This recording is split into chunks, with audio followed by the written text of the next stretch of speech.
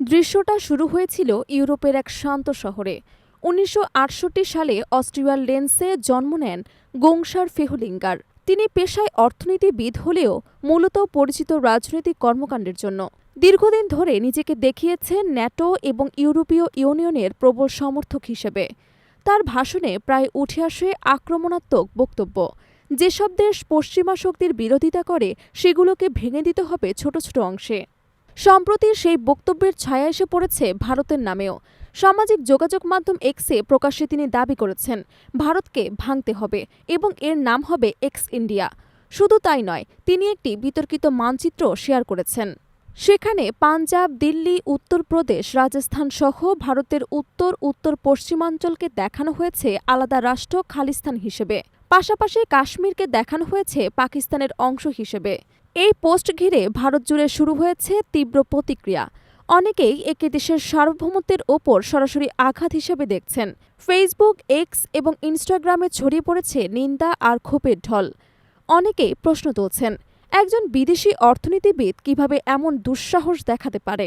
ফেহুলিঙ্গার শুধু ভারতকেই নিশানা করেননি, বরং ভারতের প্রধানমন্ত্রী নরেন্দ্র মোদীকে আখ্যা দিয়েছেন রাশিয়ান মানুষ হিসেবে।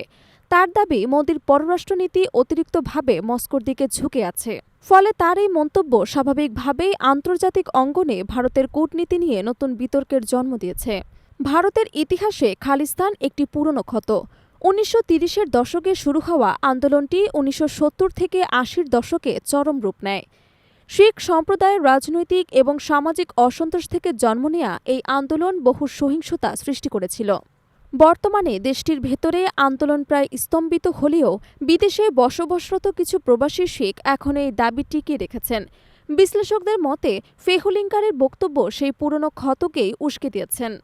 ফেহুলিঙ্গারের ব্যক্তিগত ইতিহাস খতিয়ে দেখলে দেখা যায় তিনি শুধু ভারতের বিরুদ্ধেই নয়, রাশিয়া, পূর্ব ইউরোপ এমনকি বলকান অঞ্চলকেও বিভাজনের দাবি করেছেন। তার লক্ষ্য সবসময় এমন দেশগুলোকে টুকরো টুকরো করার আহ্বান জানানো, যেগুলো পশ্চিমা শক্তির স্বার্থের সঙ্গে সাংঘর্ষিক। তিনি Vienna university of economics and business থেকে আন্তর্জাতিক ব্যবসায় মাস্টার্স ডিগ্রি অর্জন করেছিলেন।